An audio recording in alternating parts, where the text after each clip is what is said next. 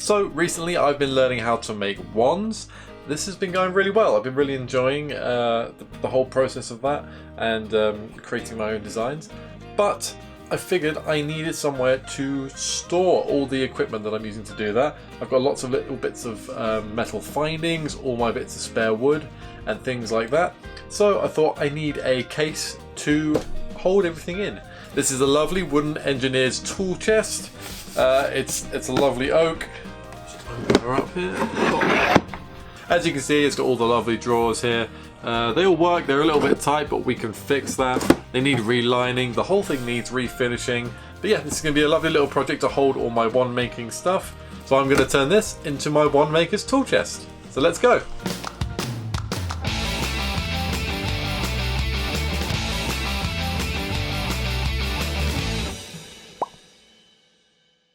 So the first thing I want to do is try and take off all this hardware, and then we can just work on the wood as is. Hopefully these screws aren't stuck, but we're going to get the screws off, take off all the drawer fixings and the handle, and just get everything ready so we can work on the wood.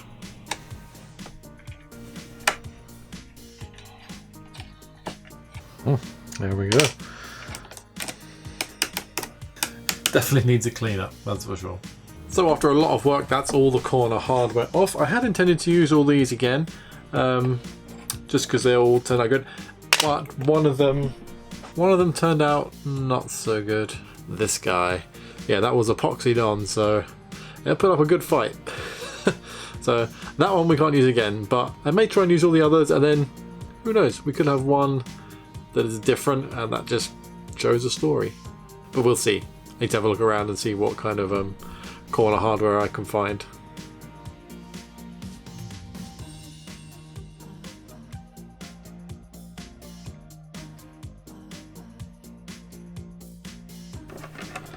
I'm even going one step further and taking out the drawer runners.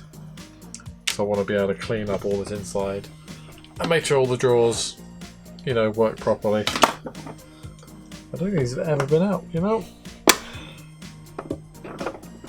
Come on.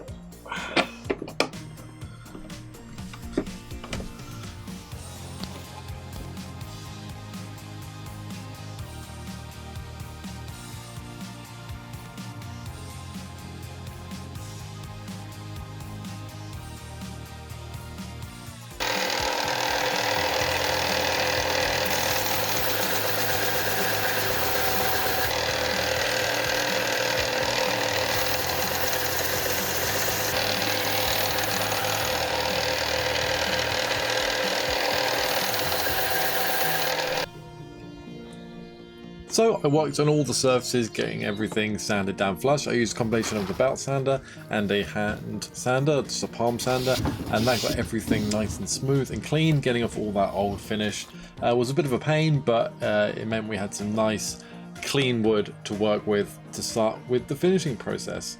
The first thing I did after sanding everything was give everything a wash. I scrubbed everything with some soap and water and then let it dry out in the sun, just to make sure all the surface was free of anything that was on there. And yeah, it just means that the finishing process can go a lot smoother. Everything was then just given a coat of shellac.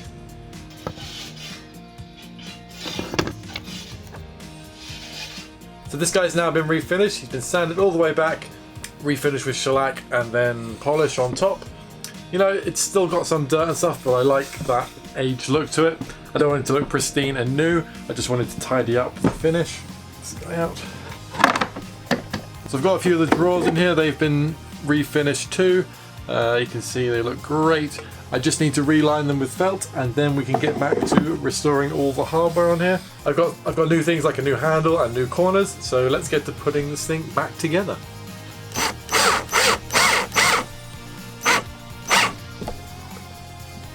So I've got myself some green felt or baize with a self-adhesive backing. So this is just going to be cut to size and then glued into the drawers.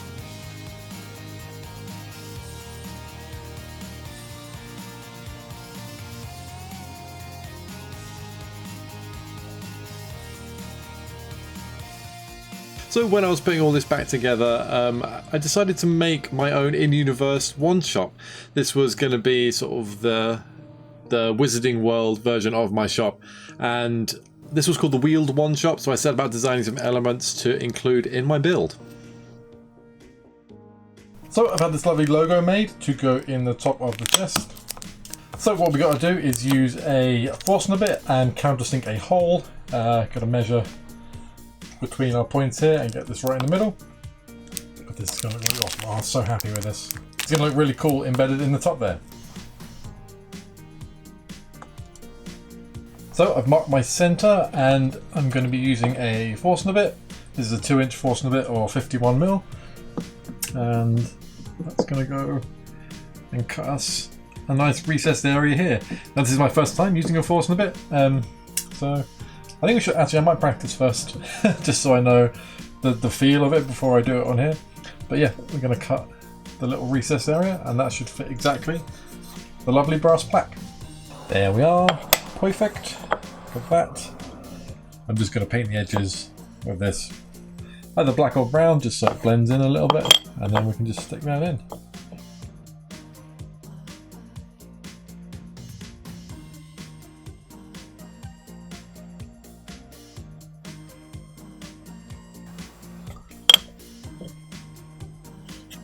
So I finally decided what I'm going to do to open this, seeing as we don't have the lock anymore. The only way to open the front of this is on the front here somehow. My original plan was to cut this little plate, which fits very, very well in there. And I was going to have a little handle like this, placed about there. You know, it's alright. I'll polish this up and it would match. Wasn't overly keen. Then I realised we've got this hole, which could be used, and I've got these little bits which I've been using to make wands, which are little bits of machined brass with holes, but it just so happens to fit perfectly in there. So what I'm going to do is use this as the pull to open the top and just cut a hole in the plate for that to go through. There we go, and with that, this build is done.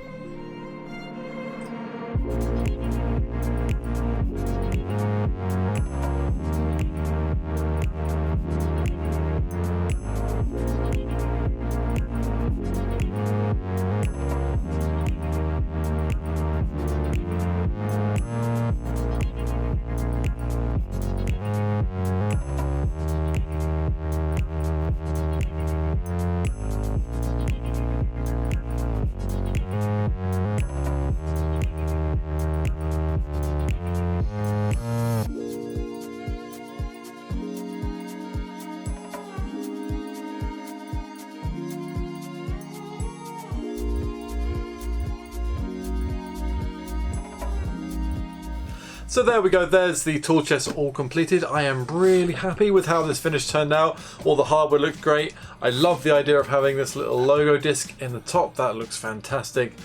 The drawers are all functional and they all hold very specific parts of the process that I need, like all the little findings and stuff. The green baize on the inside looks great too. This whole thing looks lovely and fresh, yet also still kind of in universe and used, which is exactly what I wanted. And it all can just seal up like so, and be carried around should I need it. Not that I really would, because it's really heavy. I hope you enjoyed this build. It was something a little bit different and just another exercise in finishing, which is great. We will get right back to prop making very soon, and of course, we're going to stick into Harry Potter for a little bit. I've been one making, so I can kind of give you a hint on what's going to come up, but do stick around. Stay safe everyone, and I will see you in the next video, and until then, take care. Bye bye.